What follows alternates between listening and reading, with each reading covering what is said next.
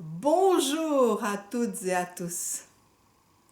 Aujourd'hui, je me fais un grand plaisir de vous lire un texte extrêmement inspirant que possiblement beaucoup d'entre vous connaissent, qui est de Saint-Exupéry. Pourquoi je vous lis ça? Je viens de le relire il n'y a pas très longtemps. C'est un livre que je relis régulièrement, tous les quelques 10 ans. Et là, je l'ai relu aussi toutes les quelques années dernièrement parce que ça me parle particulièrement. Et j'ai envie de vous partager le moment où il parle de l'apprivoisement. Ce qui manque de nos jours dans les relations hommes-femmes. Dès qu'on rencontre un potentiel ou une potentielle amoureuse, on fait tac et on se colle et on ne se lâche plus. Et il y a donc toute une phase d'apprivoisement qui ne se fait plus parce que nous sommes dans ce temps de tout de suite, tout le temps. On ne supporte aucune frustration, aucune attente, etc. Et donc, ces amours nouvelles vont toutes foirer. Toutes foirées. Pour la simple et bonne raison qu'elles sont devenues fusionnelles, et que les amours fusionnels, ça marche pas, ça finit toujours dans le rejet. Et pourtant, nous avons là une leçon de comment faire pour ne pas entrer dans les relations fusionnelles. C'est d'apprivoiser l'autre. Alors je vais me taire parce que tout est dans le texte. Je vous le lis et je vous propose, à la limite, d'en faire une méditation. Parce que c'est tellement beau, c'est tellement tout, c'est tellement poétique, c'est tellement candide, c'est sublime en fait. Et il y a là de quoi faire une méditation. Voilà. Alors je vous lis Saint-Exupéry dans Le Petit Prince. C'est alors qu'apparut le renard. « Bonjour, dit le renard. »« Bonjour, répondit poliment le petit prince, qui se retourna, mais qui ne vit rien. « Je suis là, dit la voix sous le pommier. « Et qui es-tu » dit le petit prince. « Tu es bien joli. »« Je suis un renard, dit le renard. »« Viens jouer avec moi, lui proposa le petit prince, je suis tellement triste. »« Oh, je ne peux pas jouer avec toi, dit le renard, je ne suis pas apprivoisé. »« Ah, pardon, fit le petit prince. Après réflexion, il ajouta, mais que signifie apprivoiser ? Tu n'es pas d'ici, dit le renard, que cherches-tu ? Je cherche les hommes, dit le petit prince. Qu'est-ce que cela signifie, apprivoiser ? Les hommes, dit le renard, ils ont des fusils et ils chassent. Et c'est bien gênant. Ils élèvent aussi des poules. Ça, c'est leur seul intérêt. Tu cherches aussi des poules ? Ah non, dit le petit prince, je cherche des amis. Qu'est-ce que signifie apprivoiser ? Oh, c'est une chose trop oubliée. Cela signifie créer des liens. Créer des liens ? Bien sûr, dit le renard. Tu n'es encore pour moi qu'un petit garçon, tout semblable à 100 000 petits garçons. Et je n'ai pas besoin de toi. Et tu n'as pas besoin de moi non plus. Je ne suis pour toi qu'un renard semblable à 100 000 renards. Mais si tu m'apprivoises,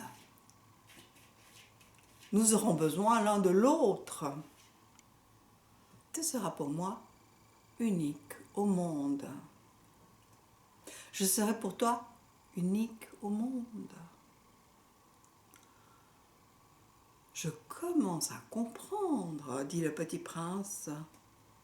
Il y a une fleur. Je crois qu'elle m'a apprivoisé. Ah, c'est possible, dit le renard. On voit sur la terre toutes sortes de choses. Oh, mais ce n'est pas sur la terre, dit le petit prince. Le renard parut très intrigué. Sur une autre planète? Oui. Il y a des chasseurs là-bas? Ah non. Ah, c'est très intéressant. Et des poules? Non. Oh, rien n'est parfait alors. Soupira le renard. Mais le renard revint à son idée. Ma vie est monotone. Je chasse les poules les hommes me chassent, toutes les poules se ressemblent, tous les hommes se ressemblent. Je m'ennuie donc un peu.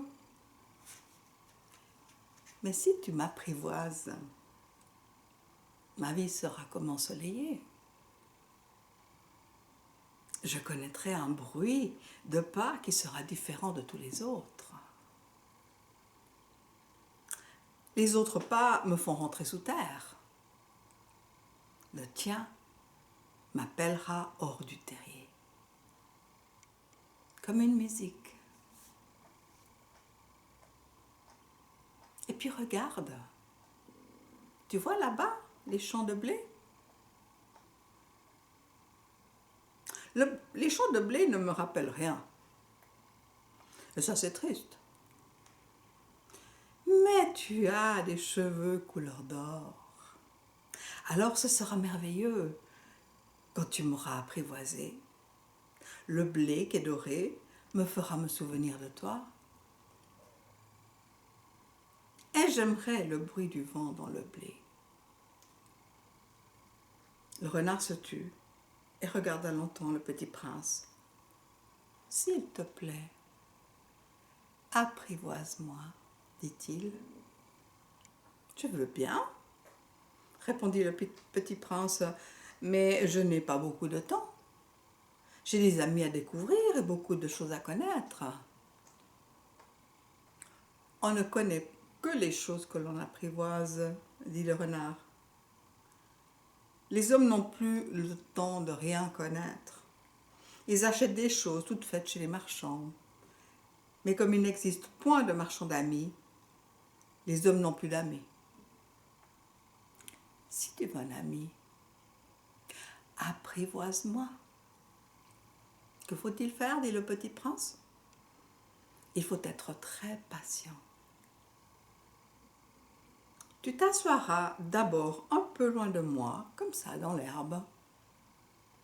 Je te regarderai du coin de l'œil et tu ne diras rien.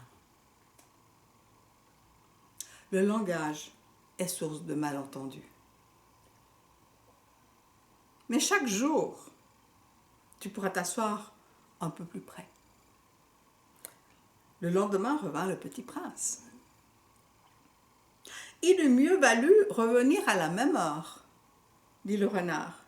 Si tu viens par exemple à 4 heures de l'après-midi, dès 3 heures, je commencerai à être heureux.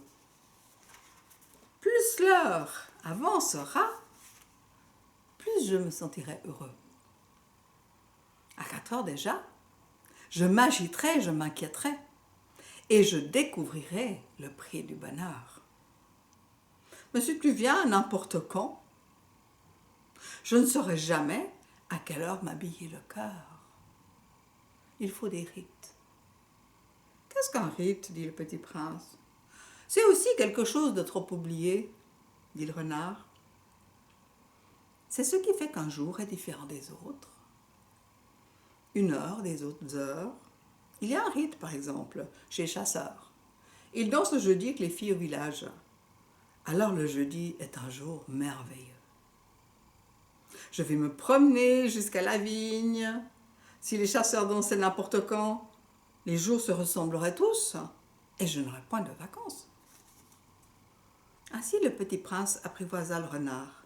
Et quand l'heure du départ fut proche, « Oh, dit le renard, je pleurerai. »« C'est ta faute, dit le petit prince, je ne te souhaitais point de mal, mais tu as voulu que je t'apprivoise. »« Bien sûr, dit le renard. »« Mais tu vas pleurer, dit le petit prince. »« Bien sûr, dit le renard. »« Alors tu n'y gagnes rien. »« Ah, j'y gagne, dit le renard, à cause de la couleur du blé. » Et puis il ajouta, « Va revoir tes roses.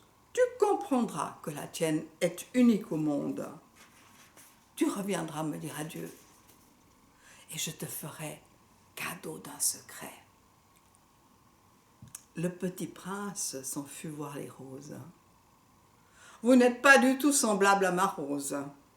Vous n'êtes rien encore, leur dit-il. Personne ne vous a apprivoisé et vous n'avez apprivoisé personne. Vous êtes comme était mon renard, ce n'était qu'un renard semblable à 100 000 autres renards. Mais j'en ai fait mon ami.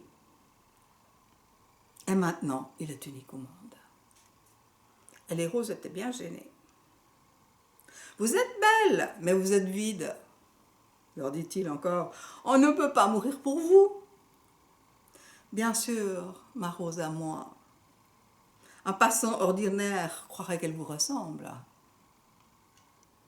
Mais à elle seule, elle est plus importante que vous toutes, puisque c'est celle que j'ai apprivoisée et c'est celle que j'ai arrosée. Puisque c'est elle que j'ai mise sous un globe, puisque c'est elle que j'ai abritée par un paravent, puisque c'est elle dont j'ai tué les chenilles, sauf 2 ou 3 pour les papillons, puisque c'est elle que j'ai écouté se plaindre ou se vanter, ou même quelquefois se taire, puisque c'est ma rose. Elle revint vers le renard. « Adieu, dit-il. Adieu, dit le renard, voici mon secret. Il est très simple. On ne voit bien qu'avec le cœur. L'essentiel est invisible pour les yeux. L'essentiel est invisible pour les yeux, répéta le petit prince, afin de se souvenir. C'est le temps que tu as perdu pour ta rose qui fait que ta rose est si importante. C'est le temps que j'ai perdu pour ma rose, fit le petit prince, afin de s'en souvenir. Les hommes ont oublié cette vérité, dit le renard, mais tu ne dois pas l'oublier. Tu deviens responsable pour toujours de ce que tu as apprivoisé. Tu es responsable de ta rose. Je suis responsable de ma rose, répéta le petit prince, afin de se souvenir. Voilà. Belle fin de journée à vous.